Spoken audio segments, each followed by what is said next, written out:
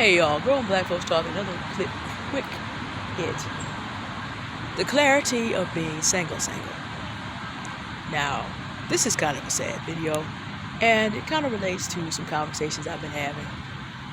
Without getting into any details, I'm glad to be single, because there's so much opportunity in my life right now, and so much responsibility already, that the whole process of having to vet a man and check in for signs of being an enemy instead of a partner is just too much. It's too much. It's too much to be bothered with right now. And that's a very sad state of affairs, but that is where black women find themselves right now. There has been a lot of very painful rhetoric coming from black men about black women in the past 5 or so years. And there's just been a lot of painful behavior. I have had to come to the conclusion that this kind of behavior goes from 20 to 70 now. 71, 72. So that means even into my mother's generation, there are black men out here who are still grown boys, trying to breadcrumb women and seeing how much they can get for how little. Still lost in themselves with no idea of how to come up to the standard of a viable husband. You know, we'll get beyond just the question about is the black man a man? Of course he is. That makes it hard for black women. And so the energy that it takes to get ready for that part of life. Tony Gaskins did a video today about don't play with relationships. And I'm going to put that in the description. Describing how we have seen affairs of even women becoming incredibly violent at this point. And black men have been saying this has been going on for a minute. And that may well be. But the thing is, if you are in a situation where you have to vet people that hard, it's better to be single till you get some certain things in place, and you can go to places and move to different circles of people who are doing the work to be healthy. And I'm not saying that there are not black people in those spaces, but I'm saying sometimes you need to step back and have an emotional and mental clarity. Sometimes you need to find out, what are my boundaries and what am I doing? Do I have strong internal boundaries even before I get to external boundaries? Do I have strong internal boundaries so that I know what I will allow myself to be involved in, and then what I will allow others to do to me? Sometimes you just need to be single till you can figure that out. In my case, I know what my boundaries are. And I also know that there's so much opportunity going on right now that I need to buckle down right now. Because if I had a man who I had vetted, who loved the Lord, who had a ministry mindset, that would be one thing. We could pour into each other. But I don't have time right now to have to vet every counterfeit that might come in my direction. I don't have the energy for that. So right now, what I need to do is do what I'm doing and not play games with anyone. Being single though, gives you a chance to step back and have real clarity about your situation, and to even be in a position to be able to look at other people's situation, because you're not involved, and just say, red flag, red flag, red flag, red flag, red flag, red flag. So you have strong boundaries, so not only do you see them and you're not confused, but you don't have to be emotionally involved in trying to make something work for someone else, projecting what you're trying to get working for you.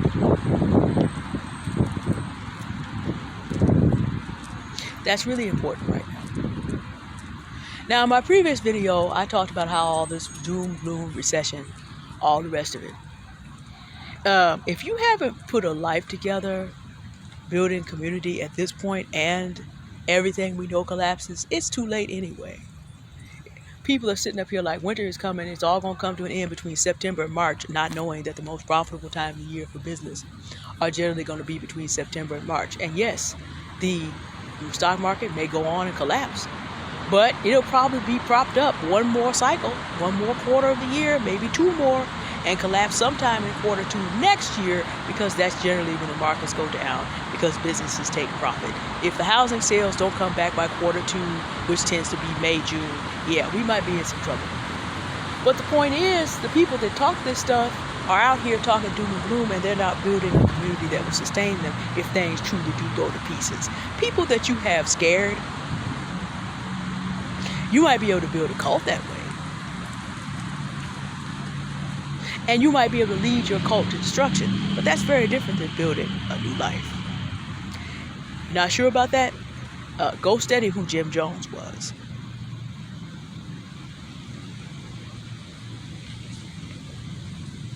Right now, the most important things you need to do is get to places and people where you can have some clarity about your next steps. I put on the previous video what is going on economically.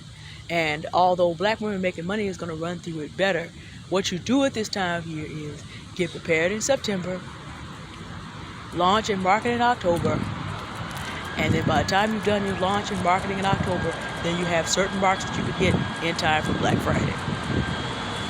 So you take care of all those things, and then again, from quarter 4 to quarter 1, these things just run. You just take your time during the holidays, and you get some things ready for New Year's and Valentine's Day. And President's Day if you're appealing to a patriotic market, and also Martin Luther King Day for people who care about freedom of all colors. Largely African American, of course, but there's more people interested in that than just black people. This is what you do, but you need to have clarity so you can think about, okay, it's September 15th. What's available to me? What skills do I have? You need to shut noise out of your life. You need to shut people out of your life that aren't adding anything to it. And then when we get to next year, there'll be new opportunities. Spring will spring, and then you get summer projects ready, and so forth and so forth and so forth. But the thing about it is, you can't have people in your ears that are stealing your energy from you to do this. Being single for me is powerful because I know what my responsibilities are. I can choose who I let cut in, who's not in that direct group. And I don't have to be watching my back right now. Because not having a man that I can trust as a relationship partner means I need to just stay put where I am for right now. And get some things in place. Now, men will say here, well, at your age, you're taking a chance. Look, at any age, it's a chance. At any age. And as a Christian woman, I have a right to Christian marriage up to at least age 60. At 41, I'm not ready. I don't want to be with an unhealthy man whose attitude is to try to threaten me with a future he has no control of. But I give a shout out to my dad's birthday, was yesterday, 86. And I give a shout out to the black male friends I have who are largely in his image, who have passed along a lot of knowledge, a lot of information to me that I'm going to be using as we go forward. It's not that black men or men in general are the problem, because nothing becomes a problem that you don't let become part of your life. Until, you deal with macro problems such as maybe there's a recession, there's social unrest, but I'm just saying you do not have to allow people into your life to be a problem. And so that's the clarity of being single. Not looking, not attached. Because right now I have other things. Tony Gaskins would say brain, brand, and body. So I come out here almost every day. Some days I'm out here, but it's too windy. And y'all see me working on brain, brand, and body at the same time. If I'm not talking to y'all, I'm listening to something I can learn from. So I get all 3 B's done at the same time. And then I go back and I do the things I need to do, and I work toward the things I need to work toward. And right now, this is good. This is good. And at another moment, when I have some more things in place, if the Lord signs, seals, and delivers his man, who is also looking for me, okay. But am I seeking that right now? It makes no sense for me to do that.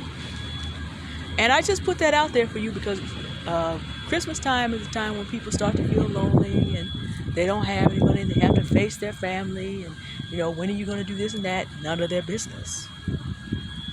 It's September 15th. Just prepare your mind now to say that to whoever you may need to say that. And by the way, side note, you don't have to participate in any holiday ceremonies that you don't want to. If 2 years of COVID didn't show us that, I don't know what will. Well, the other thing about having clarity is clarity about what's necessary and what's not. Don't let yourself be in situations where you're going to be intimidated to do things that you ain't got no business doing. And you know that. That's a whole nother video. I mean, I did one around July 4th about this, but that's a whole nother video. We'll get to it probably next month. I'll get back to you. I probably need to revisit winter is optional, and I probably need to revisit what to do about these holidays next month as well. But for today, I'm done. Y'all have a good day now. Seek clarity and goodbye. Thank you for listening.